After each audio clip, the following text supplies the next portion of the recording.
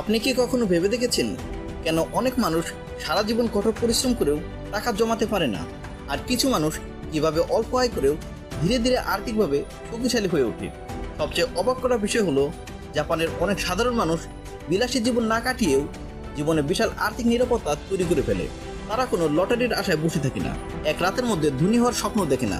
তবু তারা ধীরে ধীরে এমন একটি জীবন তৈরি করে যেখানে টাকার জন্য প্রতিদিন আতঙ্কে থাকতে হয় না।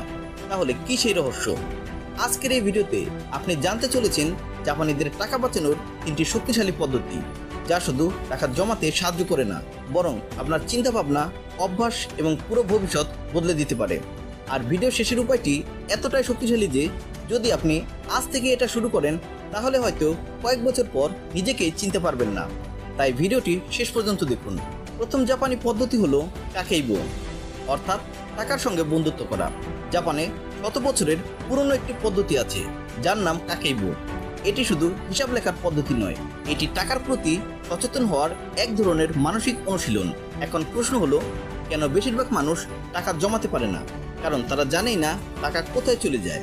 মাসের শুরুতে বেতন আসে, তারপর একটু রেস্টুরেন্ট, একটু শপিং, একটু অপ্রয়োজনীয় খরচ। মাসের শেষে দেখা যায় পকেট খালি। সবচেয়ে ভয়ঙ্কর ব্যাপার হলো, এই খরচগুলো একদিনে হয় না, প্রতিদিন অল্প অল্প করেই আপনার ভবিষ্যৎ ফাঁকা হয়ে যায়। আর এখানেই জাপানিরা আলাদা, তারা প্রতিটি খরচ লিখে রাখে। হ্যাঁ, প্রতিটি খরচ। 1 কাপ চা খেলেন, লিখে রাখুন। অপ্রয়োজনীয় কিছু কিনলেন, লিখে রাখুন। কারণ যখন আপনি খরচ লিখতে শুরু করবেন, তখন আপনার মস্তিষ্ক ধীরে ধীরে বুঝতে শুরু করবে কোথায় টাকা নষ্ট হচ্ছে। জাপানিরা প্রতি মাসে নিজেদের 4টি প্রশ্ন করে: আমি কত টাকা আয় করেছি, কত টাকা সঞ্চয় করছি, কোথায় বেশি খরচ হয়েছে এবং কোন খরচ আসলে অপ্রয়োজনীয় ছিল। এই 4টি প্রশ্নই একজন মানুষকে আর্থিকভাবে বদলে দিতে পারে। মনে রাখবেন, যে ব্যক্তি নিজের টাকার হিসাব জানে না, সে কখনোই ধনী হতে পারে না। তাই আজ থেকে শুরু করুন। একটি ছোট খাতা নিন অথবা মোবাইলের নোট ব্যবহার করুন। প্রতিদিনের খরচ লিখুন। প্রথম কয়েকদিন আপনার খারাপ লাগবে, কারণ আপনি বুঝতে পারবেন কত টাকা অপ্রয়োজনীয় জায়গায় নষ্ট হচ্ছে, কিন্তু ঠিক সেখান থেকেই পরিবর্তন শুরু হবে। দ্বিতীয় জাপানি পদ্ধতি, ছোট সঞ্চয়। বেশিরভাগ মানুষ ভাবে অনেক টাকা হলে সঞ্চয় শুরু করব, কিন্তু এটাই সবচেয়ে বড় ভুল। জাপানিরা বিশ্বাস করে বড় সঞ্চয় নয়, বরং ছোট ছোট অভ্যাসই একজন মানুষকে ধনী বানায়। ভাবুন তো, আপনি যদি প্রতিদিন মাত্র 50 টাকা অপ্রয়োজনীয় খরচ কমান, তাহলে এক মাসে কত হয়? 1500 টাকা। এক বছরে 18,000 টাকা। এখন যদি সেই টাকা আপনি বিনিয়োগ করেন, তাহলে কয়েক বছর পর সেটাই বড় অঙ্কে পরিণত হতে পারে। কিন্তু সমস্যা হলো, আমরা ছোট খরচকে গুরুত্ব দিই না। একটা অপ্রয়োজনীয় সফট ড্রিঙ্কস, হঠাৎ একটা অনলাইন অর্ডার, এই ছোট ছোট সিদ্ধান্তই ধীরে ধীরে মানুষকে আর্থিকভাবে দুর্বল করে দেয়। জাপানিরা আরেকটি বিষয় খুব ভালোভাবে বোঝে, তা হলো ডিসিপ্লিন বিটস মোটিভেশন। অর্থাৎ অনুপ্রেরণা সবসময় থাকবে না, কিন্তু নিয়ম মেনে চলার অভ্যাস থাকলে আপনি এগিয়ে যাবেন। তারা নিজেদের এমনভাবে ট্রেনিং দেয় যাতে টাকা খরচ করার আগে তারা 2বার ভাবে, এটা কি সত্যিই দরকার, নাকি এটা শুধু এক মুহূর্তের ইচ্ছা। এই একটি প্রশ্নই আপনার হাজার হাজার টাকা বাঁচাতে পারে। আপনি হয়তো এখন ভাবছেন, আমার তো আয় কম, আমি কিভাবে সঞ্চয় করব? কিন্তু সত্যিটা হলো, কম আয়ের মানুষও সঞ্চয় করতে পারে যদি তার খরচ নিয়ন্ত্রণে থাকে। আর অনেক বেশি আয় করেও মানুষ গরিব থাকে যদি তার খরচের কোনো সীমা না থাকে। মনে রাখবেন, টাকা উপার্জন গুরুত্বপূর্ণ, কিন্তু টাকা ধরে রাখার ক্ষমতা তার থেকেও বেশি গুরুত্বপূর্ণ। তৃতীয় জাপানি পদ্ধতি, মিনিমাল জীবনধারা। এটাই সেই পদ্ধতি যা জাপানিদের মানসিক শান্তি এবং আর্থিক শক্তির দুটোই দেয়। জাপানিদের অনেকেই এমন জীবন বেছে নেয় যেখানে তারা কম জিনিস কিনে, কম অপচয় করে এবং শুধু প্রয়োজনীয় জিনিস রাখে।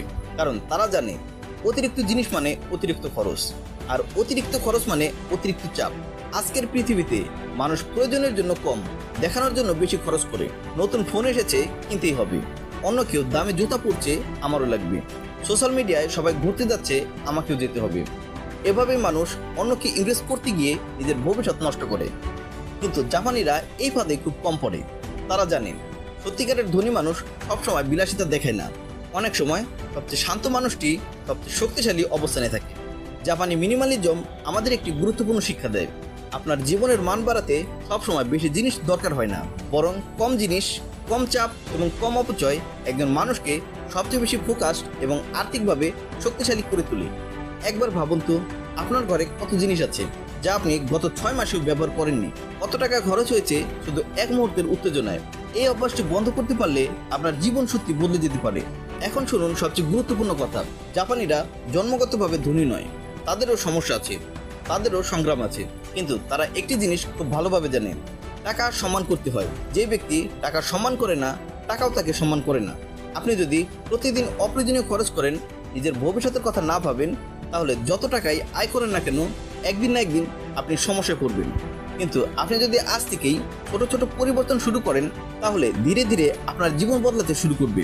হয়তো প্রথম মাসে খুব বেশি টাকা জমবে না, হয়তো মানুষ আপনাকে নিয়ে হাসবে, কিন্তু মনে রাখবেন, আজ যে মানুষ ছোট সঞ্চয়কে গুরুত্ব দেয়, ভবিষ্যতে সেই মানুষই বড় সিদ্ধান্ত নেওয়ার ক্ষমতা পায়।